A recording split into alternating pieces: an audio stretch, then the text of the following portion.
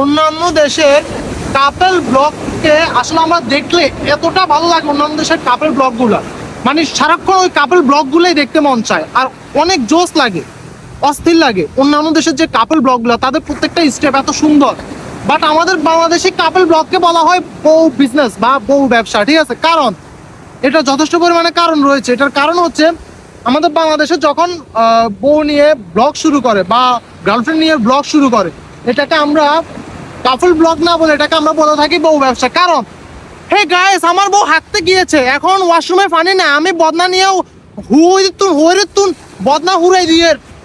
এই জন্যই আমাদের বাংলাদেশে মানে ভিডিওগুলোর সিস্টেমটা এরকম হয়ে গেছে, যার কারণে আমাদের বাংলাদেশের কাপল ব্লগকে বলা হয় বউ ব্যবসা।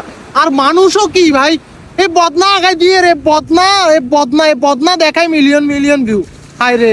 আর ভালো কন্টেন্ট যারা করে তাদের কোনো হাওয়াই নেই, এই জন্য এদেরকে নাম রাখা হয়েছে বউ ব্যবসা।